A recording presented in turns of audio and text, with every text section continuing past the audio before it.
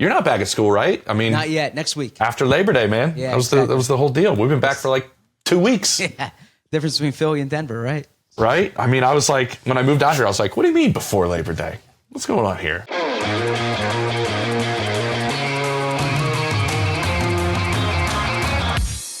It's a Thursday. Welcome into Scoop City. I'm James Palmer. Don't forget to like. Don't forget to subscribe. Hit that smash button, they always say, right? I think that's everybody my son listens to says that, so I'll say it as well. Another edition of Scoop City on a Thursday. We're going to get to Kyle Hamilton. We talked about the contract on Wednesday a little bit, but I want to get on my soapbox about why a player like him is so valuable to a defense and how players like him are changing the way defenses play. That'll be at the end of the show, so stick around. We're also going to have Jake Ciely talking about some fantasy sleepers. Oh, my draft is on Sunday, so I'm going to need to use everything that he tells us in my snake draft on Sunday. But we're going to start things off with senior NFL writer Zach Berman, covers the Eagles, good friend, spent a ton of time with Zach over the years. Zach, how you doing, man? I'm doing great. Thanks for having me on. Yeah. My Scoop City debut. I know, but well, you listen, I'm just a rookie here on Scoop City as well, so we're going to kind of get our feet wet together. I wanted to, we'll obviously get into the Eagles and the defending Super Bowl champs, who I feel like are not getting talked about enough for winning the Super Bowl, which has been interesting. But I want to start off with the division because nobody's won it back-to-back years. You know that since 2004 when Philly won it 4 straight times. What will the division shake out to be? Is Philly definitely the front runner, or could you see somebody else winning the division? I think that they're the clear front runner when you look at the talent they return, the top-heavy talent that they have. Obviously, if there are injuries, especially the offensive line, defensive line, the Eagles have such blue-chip players that there's a drop-off there. But as long as they stay healthy, I think that they break that streak and they win back-to-back division championships. I think Dallas is probably better than they're getting credit for. I can see Washington taking a bit of a step back, and then the Giants are the clear number 4 team. But if the Eagles do stay healthy, I don't think there's a team that talent-wise compares to them. Yeah. Real quick, you mentioned Washington potentially taking a step back. I kind of agree. Is it because so much fell their way? I'm not just saying Hail Marys, but is it just hard to replicate the way things went there? Yeah, I think, when you're that team that emerges onto the scene, all right, now people are aware of Jaden Daniels. They're aware of how that offense and defense both function. I understand the personnel's, has been upgraded, but it is an older team too, right? So you want to see how some of those players, is there regression? Are they on the wrong side of the age curve? And I think Dallas is a team that was, 12 wins, then their quarterback gets hurt, right? So if Dak stays healthy, I think that's a team that might be that's being slept on right now. I think so too. I mean, they still won 7 games, I think it was last year, right? And Dak, since 2021's 14-2 against the rest of the division. I mean, it's funny talking to people down in Dallas, Zach, they did tell me, outside of the Micah thing, we've actually had a pretty decent camp, but nobody's really paid attention to us and what we've done. And I mentioned Micah. That's who you guys start against in Dallas and Philadelphia. You'll be there when the banner goes up at Lincoln Financial Field. Is there talk of Micah in that locker room? Just what's going on? Because other players have mentioned it to me. Like, what do you think's happening? Or also, it's scheme, right? It's what you're going to face on Thursday. Are they talking about it in that locker room in Philadelphia? It's not something that is a major talking point from them, but certainly now that they're a week out from the game planning's going on. It's something you have to factor in, and I think they're expecting Parsons to be out there, right? Okay. But obviously, we'll see how this week materializes. It's a big storyline whenever the Eagles play the Cowboys, and they've had games in the past where they've literally left Parsons unblocked and kind of focused on everyone else, and then he was the read player for them, right? So Jalen Hurts would read him and then dictate it from there. But you know that Lane Johnson's going to have a tough matchup here, right? And when he moves sides, Jordan Mailata is going to have a tough matchup. It's someone that they see every year. There's a lot of respect for him in this building. But I think the expectation as of now is that Parsons out there, is out there. Yeah, that's going to be fun to watch, right? How much does he play? Do you run at him? Do you try to wear him out since he hasn't been in really football shape? There's a variety of things that Philly could do to try to see and test Micah Parsons if he is out there. Last one before we get really into Philly is we mentioned the East. How about the entire NFC? who is Philly's biggest threat to get back to the Super Bowl coming out of their own conference in your mind? Yeah, so we mentioned Washington before, and Washington upset Detroit last year. And I think there was a lot of anticipation for a Lions-Eagles game in the postseason. Oh, yeah. Right? Because the way those two offenses can look, right, the toughness of both teams, I think Detroit is the biggest contender for the Eagles. Now, obviously, they've lost both their offensive coordinator, defensive coordinator. The Eagles have been in that position before and have seen the downside of it. But there's clear talent there. There's an identity on that team. They do play in the regular season, but I think that's the clear threat for the Eagles. When you look at it, too, though, San Francisco's been a team that has been a rival for the Eagles before. The Eagles beat them in the championship game 3 seasons ago. The Eagles played the Rams in the postseason last year. That was a close game.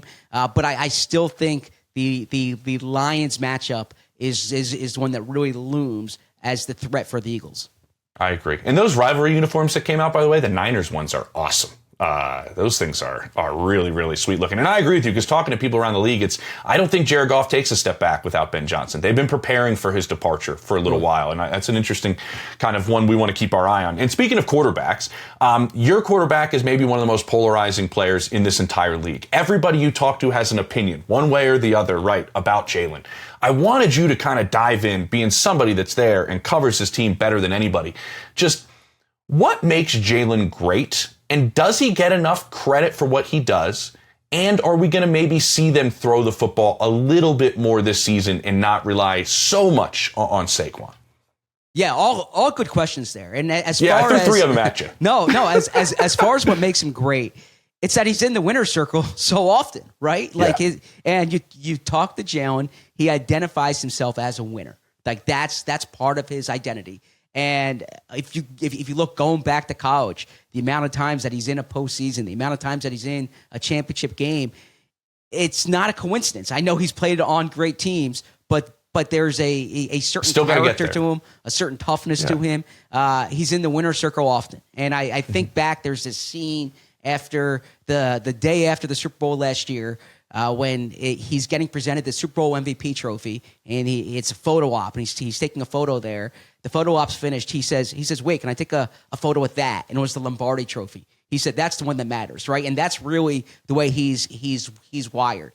As far as the second part of the question, the respect that he gets, I think part of it is because it is such a talented team that when you watch Mahomes or you watch Josh Allen or you watch Lamar Jackson, there's a thought that, they're carrying everyone else. And then when you look at the Eagles roster and you see the best offensive line in the league, and you see A.J. Brown, and you see Devontae Smith, and Saquon Barkley, and Dallas Goedert, there's a thought there that they're carrying Jalen. That said, I've seen I've seen the A/B data, if you will, right? I've seen this offense without Jalen out there. I've seen when it's Gardner Minshew or Kenny Pickett over the years, and it's not always the same. And I think what Jalen provides in the run game with the +1 element, I think his ability to throw the deep ball. I think last year you saw him really handle the blitz much better. I don't think Jalen necessarily gets the credit he deserves. Mike Sando does the great quarterback tier rankings. And I thought Jalen should have been higher. Now, I'm not saying he should be in there over Mahomes or Lamar Jackson or Josh Allen or Joe Burrow, but I don't know how you give me a number 5 over Jalen Hurts when he was the Super Bowl MVP last year. If you think back to the 2022 season, he could have been the MVP that year. He was in contention there. Yeah. And I'll say this, I've covered every game Jalen's played in the NFL.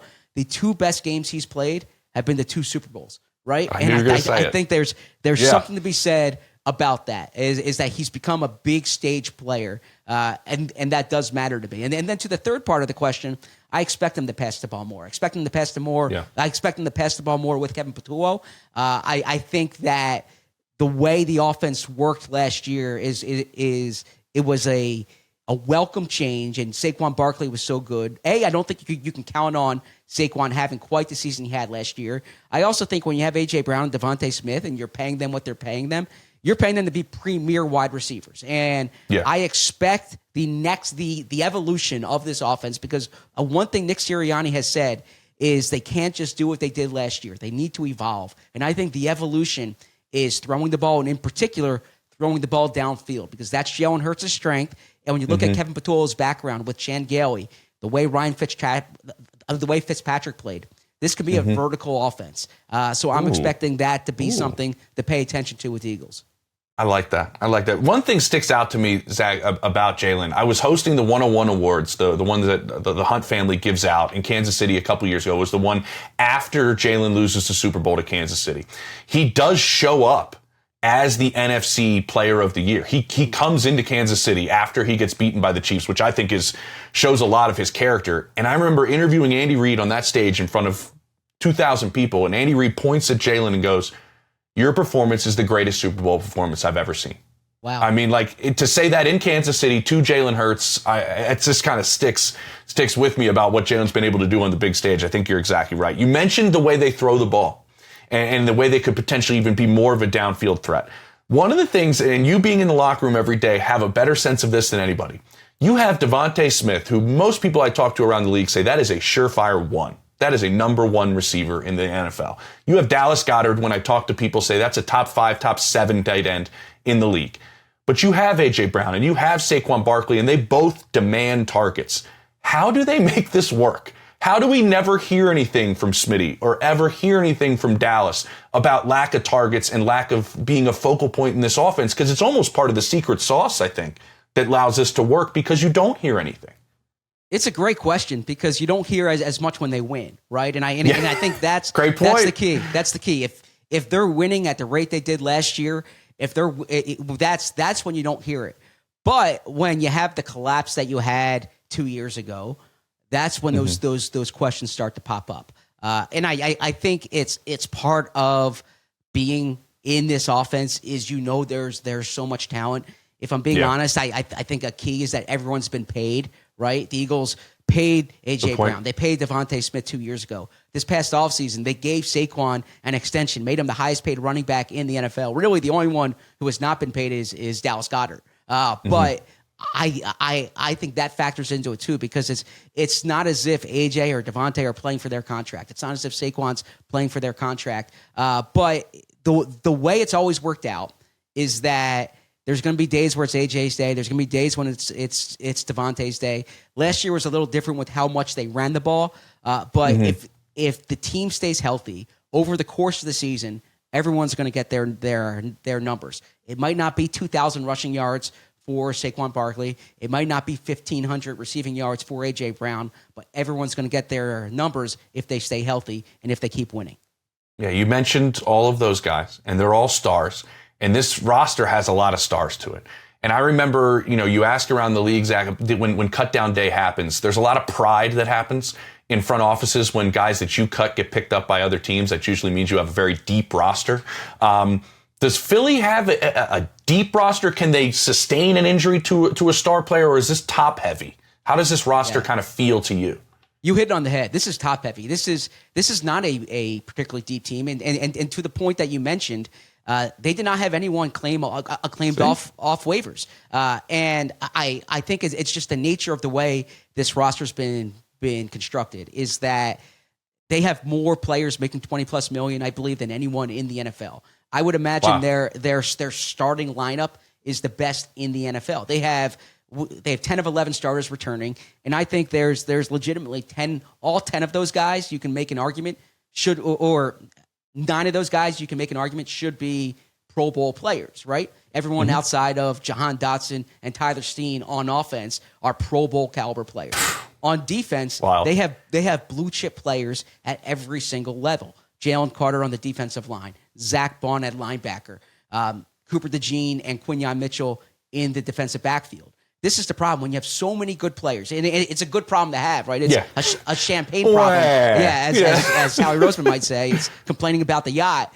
But if Lane Johnson goes down, if Jalen Carter goes down, if Saquon Barkley goes down, there's such a delta. If Will Shipley's your top running back, the offense looks a little different. If Fred Johnson's your right tackle, the offense looks different. If Jalen Carter's not out there commanding double teams, the defense is different. So that's a way of saying that I think they're really trusting their coaching staff in terms of development for the bottom of the roster. And Howie Roseman does a lot in terms of practice squad elevations, and they can plug things throughout the year.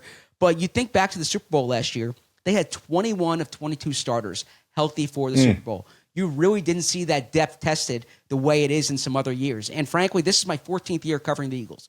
In those past 13 years, there's only been 2 seasons that had been really bad. We're talking about like top 5 in the draft bad. And both years, the offensive line was decimated by injuries. So if you see something where Lane Johnson's out, Jordan Mailata's out, Landon Dickerson's out, Cam Jurgens is out, it's hard to withstand that type of, the injuries when you have so many blue chip players. So I'm real curious to see how that looks this year. Yeah, that's interesting. Before I let you go real quick, you mentioned Landon Dickerson. I was talking to my buddy Mark Schlereth the other day, who was like, I think Lando might be the best guard in football. That's how talented he is. In Schlereth's mind, he goes down with the knee. What's the latest, real quick, injury-wise with Landon Dickerson and A.J. Brown? Yeah, good question. I was on the practice field yesterday. They returned to practice for the first time in nearly a week. Both players were practicing. So that's a positive sign for the Eagles. The only potential starter who was not out there was Drew Makuba, the rookie safety. He's still coming back from a hamstring injury. But A.J. Brown and Landon Dickerson, who missed a lot of time in camp, they're progressing, and it looks like they'll be on the field week 1. Killer. That's huge for Eagles fans. It's big for everybody that I'm friends with back home, Zach. Good to chat with you, man. Appreciate it. And before I let you go, I just want a yes or no answer. Do they repeat as Super Bowl champs? No, it's hard to do that. I said one word, Zach. Yeah. No, no. it's tough. Yeah. It's tough. Appreciate it, man. Appreciate it. All right, coming up, more Scoop City. We have Jake Ciely giving us our steals and sleepers in the fantasy world. If you still have your draft, you might want to stay tuned. Welcome back to Scoop City. I am James Palmer. I am joined now for the very first time on Scoop City, along with myself, is Jake Ciely, the Athletics senior fantasy writer. And Jake, I got to talk about the shirt first.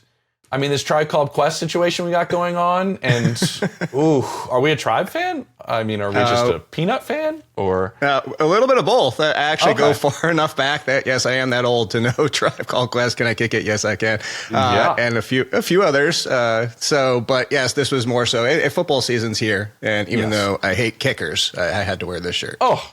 Okay, I was our team's high school kicker as well, but that's okay. I won't take any offense. I also love when the song. Thank you. I love when the song drops in Mutant Mayhem with the Ninja Turtles. By the way, it's a phenomenal little drop of soundtrack. If anybody ever listens to that one, I will be wearing a Turtles shirt next time. Then. Oh, see, look at this. We're already gelling. Here we go. I want to throw a curveball at you before we get into your sleepers and your steals. I'm playing in a new fantasy league this year. I'm going to be co-owners with my wife, which sounds like a nightmare of a situation for our marriage. But this is a new group of people, right? New guys. So while I'm going through my draft on Sunday, what are some tells that can maybe indicate who you're playing with? Do you get what I'm saying? Like what type of players you're joining? Do you have any secret sauce that I can maybe see and be like, oh, I know who these guys are?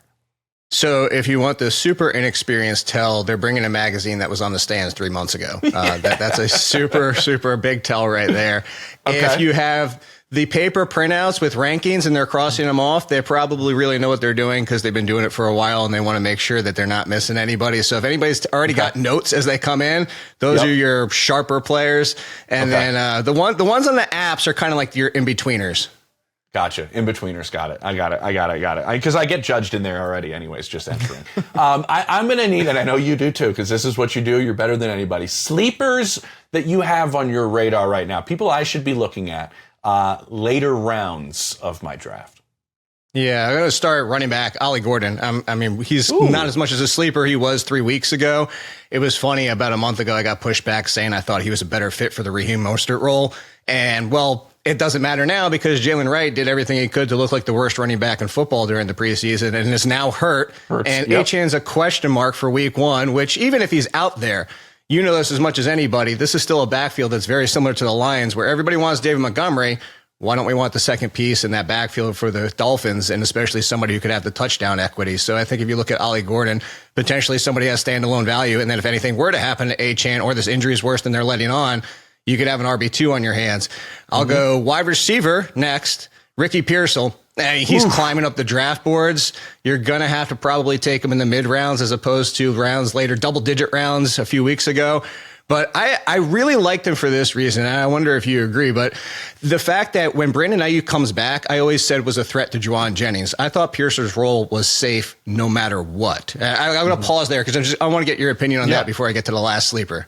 Totally. No, you're talking to a big Ricky Pearsall fan. I host a show with Steve Smith Sr., who loves Ricky Pearsall, loves his fit in the offense. I think he was drafted where he was drafted with a specific role in mind. I think you're right. And I think things we've seen have changed. It was always kind of that route runner can thrive there. You saw it with Ayuk a few years ago.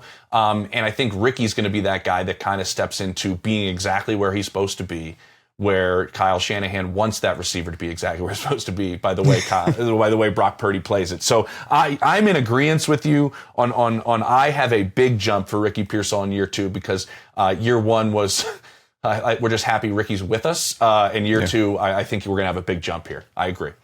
Yeah, and the biggest thing I like about him is he stopped running through the zone. He actually found the space, and he stopped just running straight. Hey, I'm open, but I'm going to keep going. Quarterback, look, this is the difference between fantasy and reality. I actually think he gets too much hate as a passer. I think Justin Fields is a fine, capable passer, but we know in fantasy, we're not drafting him for that. We're drafting him for the fact of 1,000-yard rushing upside. Mm-hmm. And the reason I like Fields is because of that, because I go back to the Daniel Jones days. He ran for 700 yards and 7 touchdowns one season, didn't even throw a touchdown per game, and finished as a top 10 quarterback. If you run, it takes everything away from needing your arm. And the biggest thing here is I don't think he's losing the job. They didn't bring him in to be like, it's not working through week 6. We're turning to Tyrod. Like, no, it's going to be Justin Fields unless he gets hurt. But that's the risk, is everybody's worried about the injury. And then they say, he can't throw. I think DJ Moore knows he can throw the ball. So I think that looking at Garrett Wilson as his top new DJ Moore, I think Justin Fields is going to be just fine in a QB1. Yeah, and that existing relationship back from their days at Ohio State together, there's a lot of trust between the two of them. I think they're going to run the hell out of the ball as an entire offense, and I think Justin will be a big part of that. What the part that really I remember is talking to people in Pittsburgh and how bad Arthur Smith actually wanted Justin Fields back, and because he actually had a plan for how he wanted to use them. Let's see if there's a distinct plan that fits this, right, in what the Jets wanted, and they kind of outbid the Steelers a little bit, so maybe they do have an exact plan about what they want to do with Justin Fields. How about players to kind of avoid based on asking price? Because I do know that varies. Yeah, this is a big one, but the asking price is pretty constant across all drafts, so this is an easy avoid for me. People need to stop with Zay Flowers. Like I get it. You put him on 20 other teams, and like Zay Flowers, top 20 wide receiver. Love the talent. Hate the team. And I keep saying, can we stop wanting Ravens wide receivers in fantasy? Like, it just doesn't happen. And the biggest thing is I go back to Lamar just threw 41 touchdowns. 41, everybody. Like let that sink in for a second. Zay Flowers was still outside the top 35 wide receivers in points per game just because he's not the touchdown option. This is a team that spreads it around to the multitude of options because Lamar is so good at doing so. I get it, but Zay Flowers is just not a wide receiver too, and everybody keeps paying the price. Okay, this is where my being a football nerd gets in the way of my fantasy team because I know he's a good football player, right? Yes. And I know the things he does for this offense on the outside that helps out the other 2 tight ends. It helps out the run game with Derrick Henry, but it doesn't help out your fantasy team. It can look great, and coaches can be very happy with him, but it doesn't mean it's going to equate to points. I want to stick with the Ravens real quick and just thoughts on Lamar. Like, where should Lamar go? I'm just curious. Like, where is the proper point to pull the trigger on Lamar? So I am okay. So I go with the Ricky Bobby approach. First or last at quarterback. In, if you get the elite quarterback, the top 4, maybe Joe Burrow if you're in a 6-point passing touchdown league. But those top 4, I'm okay in the 3rd round, preferably late 3rd. Most drafts are not going to be that way. If you want to say the early 3rd because you really want to get him, I get it. I understand it. Lamar, Jaden. If you want to go Josh Allen, whatever it might be, the big 4, Hurts and then Burrow. Those are the big 5. If I don't get one of them, I'm waiting till the double-digit rounds and taking a field, Jordan Love, Drake May, Caleb Williams, the big upside, and I'll double down on those. But Lamar, I'm okay in the 3rd round. I will say where I'm more okay getting him close to the 2nd round is if you're in a 10-team league. Because in a 10-team league, it's harder to get that edge over everybody because everybody's got more talent than they would in a 12-team league. So I'm more okay with quarterbacks at that 2-3 turn range if you're in a 10-team league. And I am in this new league. It's new 10 There team. you go. I had Lamar last year, and I won it. So I might have to try to get Kudos. a repeat. I would like him to be a back-to-back winner for me. Hopefully we'll see. How about later draft steals, like late 2-3 type of range? Yeah, so I had free guys just over on The Athletic, and I had 17. Humble brag real quick, 11 for 15 last year. Let's 11 go. for 15. Listen to the man, people. Let's go. So, I am actually going to surprisingly double dip on the Browns to start. What? We are. I know. I'm ready. We are waiting on Quinshon Judkins still. And I will say, I initially thought that this would get cleared up because they let Pierre Strong go. And I was like, oh, okay, maybe they know the NFL is coming along with a 2-game suspension or whatever it might be. But then they went and grabbed Raheem Sanders off the waivers when the cuts were done. And I'm like, okay, maybe not. So even when Judkins comes back, the one thing I like about this backfield is Dylan Sampson, I think, is going to be a timeshare piece no matter what. I compared him a little bit to Tajay Spears, and I said this. If Tajay Spears was on the Browns right now, everybody would be drafting him in the middle of rounds because he's the best talent. I put that in quotes. I think he has plenty of upside to be an RB3, usable most weeks in half and full point PPR. And then why I'm going to double dip, because Joe Flacco's the quarterback, and I say this a lot, his last 17 starts, granted that spans 4 seasons, but his last 17 starts, Joe Flacco's thrown over 4,400 yards. Some of those starts with the Browns. He is going to chuck it. He's going to throw it. This offense isn't as bad as people want to make it out to be. And Cedric Tillman last year, 4 games, 40 targets. It was the post-hype sleeper. We were all excited for the talent, the raw talent of Cedric Tillman. And I'm not saying that he's going to go out there and get 170 targets, and I don't think he's going to be a top 20 wide receiver. But the reason I bring them up is because they're free. They're your last 2 or 3 rounds. You'd get Cedric Tillman, and he can be one of those, I get you a lot, like 20 points as your wide receiver 4 one week, 5 the next, but you can live with it because he's your wide receiver 4. Okay. Before I let you go, he's the least talked about number 1 overall pick we've had in recent memory, probably, in Cam Ward. Is this somebody that I could maybe, I feel like nobody's paid attention and can put up numbers? I love it. Cam Ward is also in that piece. Cam Ward. Yes, I said, here's the comparison I said for fantasy purposes, and I'm not calling him this player specifically, but what his production could be if he hits is what we saw last year in college. Is Dak Prescott, is that he throws over 4,000 yards. He throws big plays. We've already seen the connection to Calvin Ridley, who, by the way, is one of my favorite values too, if you want to grab him this weekend. The guy had 120 targets last year, 4 red zone and 1 end zone target. Like, this is ridiculous for how bad it was for Ridley. Yeah. Cam Ward, big arm, 44,000 yards, 4,400 yards is in play. I would be surprised, but it's in play. And then the touchdowns there. And then he'll sprinkle in, he'll sprinkle in 300 on the ground, maybe 4 or 5 touchdowns at best. But it's a sprinkle in that helps his value. And if I'm waiting, I'm grabbing Cam Ward in a couple spots when I was talking about that double dipping on the late round quarterbacks. I love that. And if a team's losing, hey, he's going to chuck it. He's going to throw it. I love it. Jake, appreciate it. He is going to be here on Scoop City, guys, a lot this season, so we're going to get a chance to chat. We'll probably talk Turtles. We'll probably talk, what do you got, Captain America back there? Yeah, we'll probably talk some Avengers. Captain America. Oh, if I lean back over here, I actually have the Ronin series. The Ronin series from Turtles. Yeah, this is going to be be something for the entire year. I'm excited. I love it. Jake, appreciate it. Thank you for joining us. Coming up, my final thoughts on Kyle Hamilton and what that contract kind of meant for where the league is heading for players like him and how hard they are to find. And that's coming up next on Scoop City.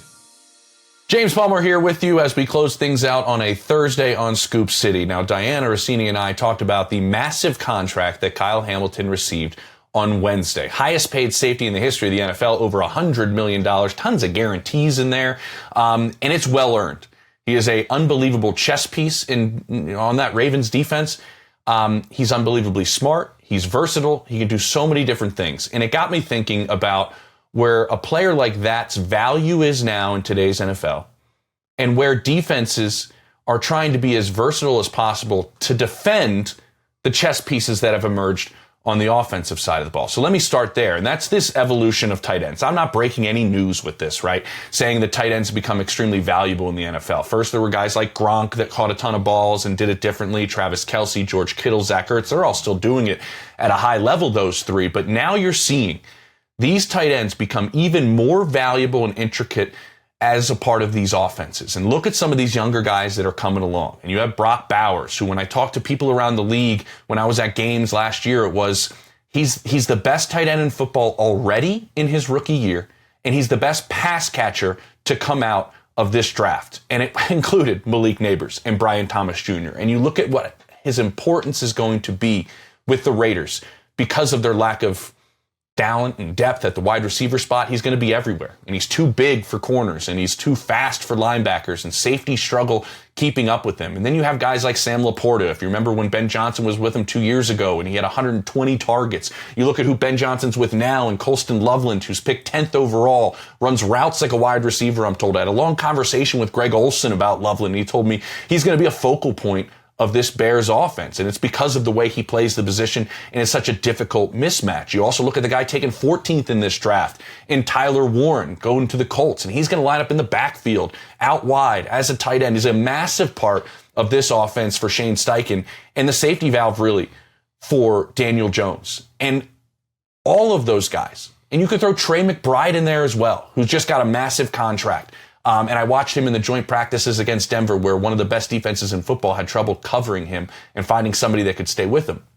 They not only are hard to cover, but these tight ends that move all over are also used as ways offensive coordinators and quarterbacks can find tells in defenses. And they can find tells pre-snap in defenses on how teams are going to guard these top-tier tight ends that you got to pick away, that you're going to cover them unless you have a Kyle Hamilton.